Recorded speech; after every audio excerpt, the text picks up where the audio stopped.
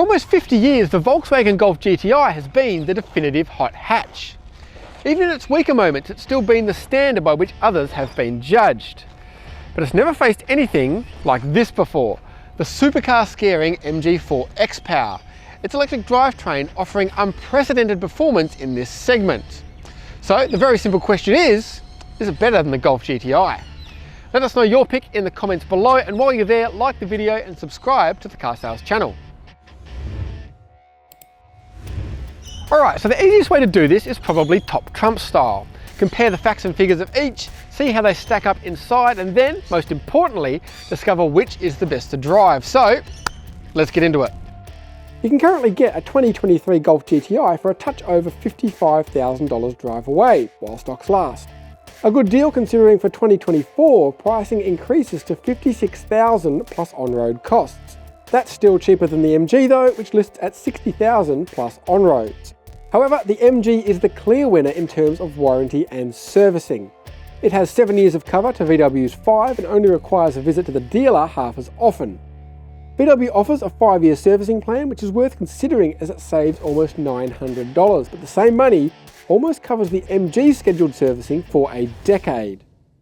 The Golf GTI has a 2-litre turbocharged 4-cylinder engine which sends 180 kilowatts and 370 Newton meters to the front wheels. The MG has an electric motor which sends 170 kilowatts and 350 Newton meters to the rear wheels, so pretty close. Except the XPOWER has another electric motor in the front with an extra 150 kilowatts and 250 Newton meters. So whereas the Golf can hit 100 k's an hour in a claimed 6.4 seconds, though that's actually beatable by a few tenths, the MG hits triple figures in a crazy 3.8 seconds.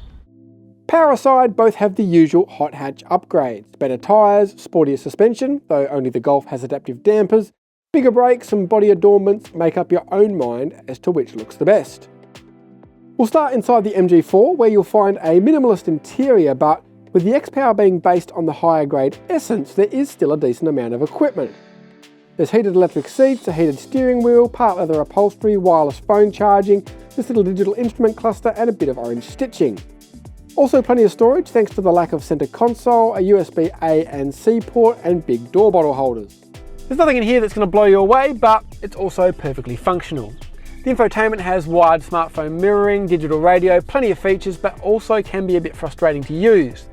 Now I'll go into more detail on this in the single car review, but it's not as responsive as it could be, there's not enough hard keys as usual, and the climate control is a great example. One good thing is that the screen comes up automatically when you start, so you can set the controls for your drive, but if you're in CarPlay for instance, you can see the climate info but you can't access it. You've got to go back to the native system and then into the climate screen. There's no shortcut button unless you hit the demister button for instance. It's just one of a few instances of day-to-day use being harder than it really needs to be. Right, now let's go into the Golf. The Golf's cabin is, well, it's just better. The MG is fine, like I said, it's functional, but the VW is pretty much a level above in every area. We've got better materials, better quality, better design, better seats. They're not electric as standard, but it's optional. The classic tartan finish. It doesn't have the same space advantages as the MG, but it certainly makes the most of what it does have. And not only does it have wireless charging, but wireless smartphone mirroring as well. The infotainment elicits similar complaints to the MG, as VW kind of started this whole jam everything into the touchscreen trend. It's easier to navigate than the MG, as there are a few shortcut buttons for safety systems and climate control and drive modes, but a couple more would make a big difference to the speed and ease of operation. There's not much to split them in terms of actual features, but the VW gets the nod for the size of its screens, and they are slightly easier to use. You can also flip a coin in terms of safety kit.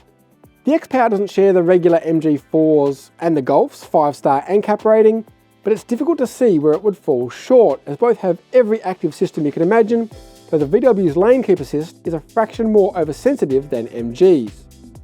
Plenty of space here in the back for my 180cm frame, and my son's rear-facing car seat also went in with no dramas, but it is a pretty sparse environment back here with no air vents, no fold-down centre armrest, just the one USB-A charge port, but these little pockets in the back of the front seat are quite handy for your phone or similar. The Golf has them too, and it's a similar story in the back as it is in the front. This seat's comfier, I've got more light, I've got a pair of USB-C ports, I've got separate temperature controls. It's just a nicer environment. And not only do I have a fold down center armrest with cup holders, I've also got a ski port through to the boot. Speaking of boots, they're basically the same size, so let's get to the driving.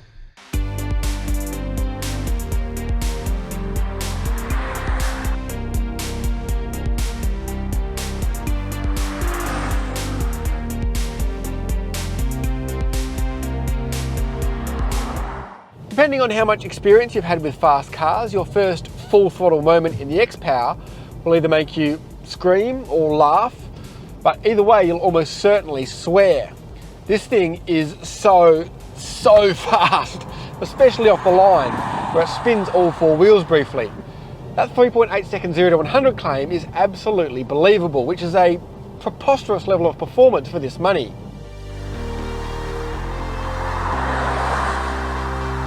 It's not just about straight line acceleration either. The XPOWER inherits the fine road manners of the standard MG4. In fact, it feels pretty much the same. The ride is still fine despite the sportier suspension, the steering is light and easy. There's no compromise inherent in the extra performance, which is quite something because usually you pay a price somewhere. Well, actually, I suppose the range has hurt slightly, but the claim maximum of 400 kilometers is still achievable in the right circumstances. Throw a few corners into the mix and initially everything feels pretty good.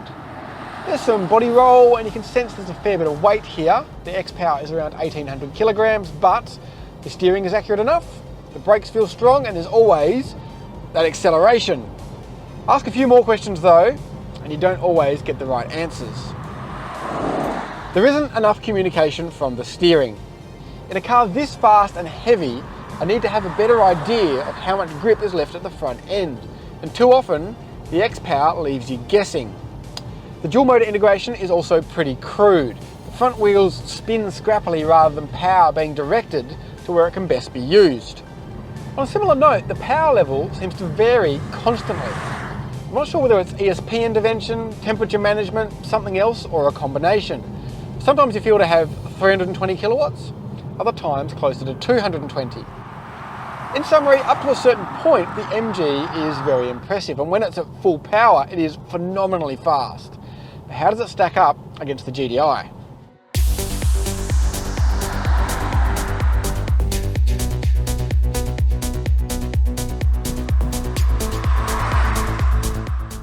This is why we do comparison tests. In isolation, the MG4 XPOWER feels good, and it is good. But there are some areas you feel could be improved, and then you drive something like the Golf GTI and it confirms it. Everything I just mentioned in the MG, those shortcomings, this fixes them. And that probably shouldn't be a surprise. After all, Volkswagen's been building and refining the hot hatch concept for almost 5 decades, whereas MG's been doing it for about 5 minutes. But it is what it is. The MG's task is made tougher by the fact that the Mk8 GTI is outstandingly good. Yes, it's an awful lot of money, well over $60,000 on road in 2024, but then it's an awful lot of car. The biggest complaint day to day is probably the dual clutch gearbox. They've refined it over time, but waiting for the clutch engagement and for it to shuffle to the right gear feels a bit silly when the MG just goes, but it's not too bad. In terms of ride comfort, the two are very similar.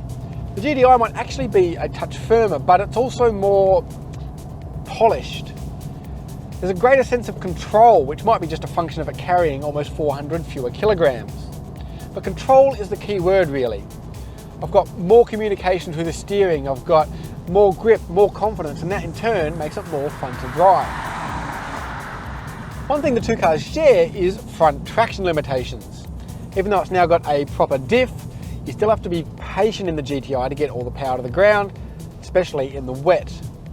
That aside, the Mk8 is definitely the most dynamically complete and capable GTI there's ever been. Some rivals may be better on track, but as a road car, this is exceptionally well judged. I was worried the VW might feel a little dull in terms of acceleration after the MG. And while it certainly can't match up for outright firepower, it's closer on the road than you might imagine. Thanks to, again, that extra confidence, you can carry more speed in the GTI, you're on the power earlier, you can brake later, and as such, while it will get absolutely smoked from a standstill, on a twisty road, it's much, much closer.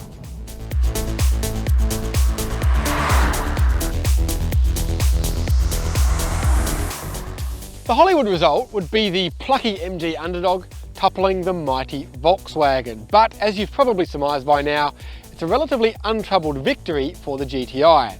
This is a very, very good car. However, that shouldn't be seen as a slight on the XPOWER.